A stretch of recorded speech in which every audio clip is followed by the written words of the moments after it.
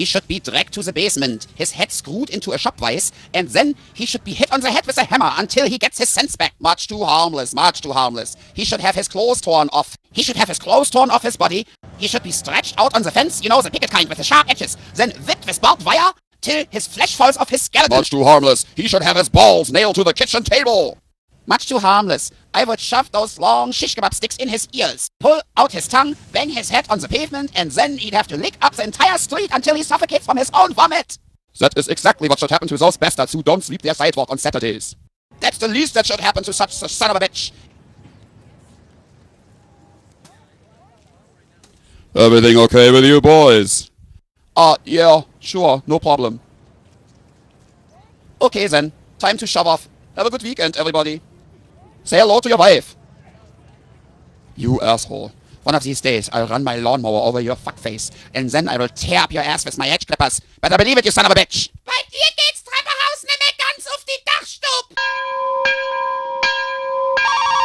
I want those big titties. I've only been alive one day, but know enough to say I want those big titties, those twin cities, that talent on those bounds of joy.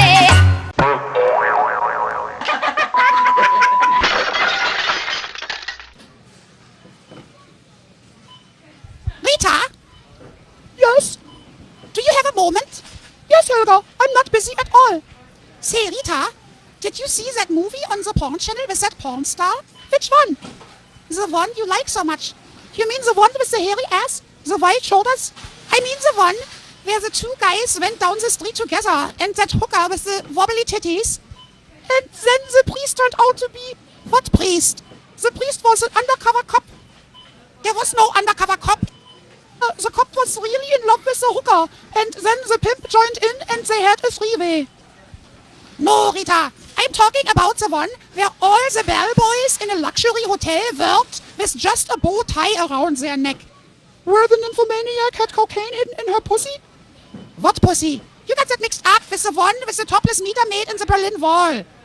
That must be pre-condom classic if the Berlin Wall was still in it. It's not the real Berlin Wall. They just had some cardboard. Nobody cares about the stupid plot anyway. It's all about the titties in the Packers. Or was it a dildo? You don't know the difference? No, I'm not even sure. Maybe it was neither. Maybe it was a dick. You think it was a dick? Yes. Why didn't you say that right away? But doesn't every guy in a porno movie have a dick? One would think. At long last, we've got it. Thank goodness for that. Now we can move on. What do you have here, ma'am? 220? 1015? 1015?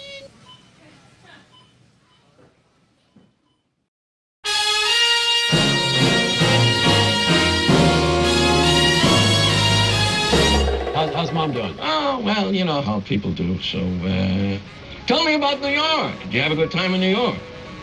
I mean, it was busy. You seem very jumper. What's the matter with you? Well, you know, I didn't expect you to come in today. I really didn't know you were here. Where's Mom? Well, your mother. Yeah, well, I'll tell you all about your mother, you know. After all, you know, we brought her back. You know, your mother, she got sicker, and we had to bring her back to the hospital. She's in the hospital? Yeah, well, not now. That's, but we had to bring her back for a little while. And, why didn't you even tell me? You didn't even call me? Well, she didn't want to bother you. You know how she is. She said, don't bother him. He's in New York, and let him enjoy himself. She didn't want to spoil your trip, but she's not in the hospital now. So that's over with. Don't worry about that. So she's feeling better?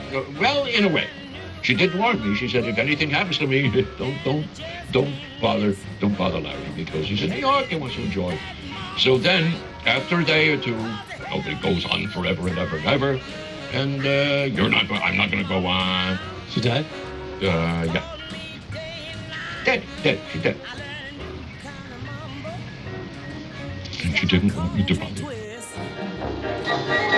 the hell have you been? I've been calling you all goddamn day. We were getting a haircut. This is the bag of shit. I've been shitting. I've been cleaning up shit all day. He ate those leftovers that asshole gave us. Really? We shall see. We shall see. That little Davide. piece of shit. Is that possible? Yes. Did that? Yes. Put crap in there. Put something in there. Homemade or something, exactly. What a psycho. You know what? You gotta go down there and tell this motherfucker you're gonna kick his ass. Oh, yeah. Okay? Oh, yeah. Because No, wait a second. He can't go down there. Why? Because I took the food home. I promised him that I would eat it. All right. You go down there. That's good idea. Go. Yeah. Better idea. You go, Larry. You go tell him that you've been shitting all over yourself all day, shitting in your pants. You can't make it to the toilet. You got shit running down your leg. Why can't I make it to the toilet? Because it's more dramatic that way. I don't want to tell a guy I got shit running All down right, so my tell leg. him whatever the fuck you want. Tell him you've been sick of the dog, okay? All right. I'm gonna go to the restaurant right now. See what he says. Go! You know, these waiters are nuts. Oh, He's that's nuts. fine. You can't get on a waiter's bedside. They'll do anything. Bitch. I never You gotta said be so anything nice back. to him. I never said Gotta leave a anything good tip. Jeff, throw this out. Well, you throw it out. You throw it out. I've been cleaning No, you got gloves. I've been cleaning this You shit got up. gloves. Throw it out.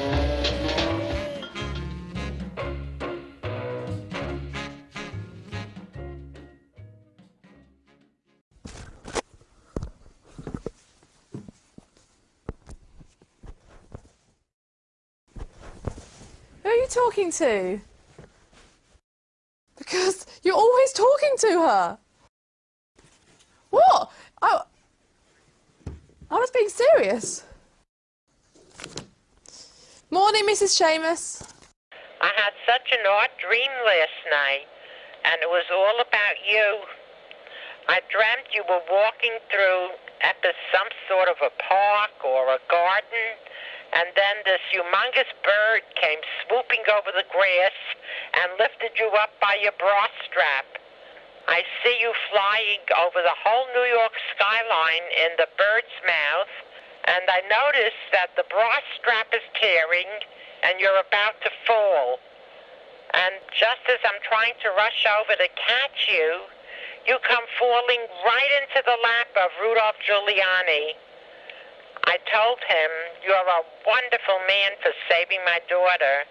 And he looked at me as if to say it was nothing. And then he reached into like a plastic lunch bucket and offered me a hot dog. Okay, give me a call. Bye-bye now.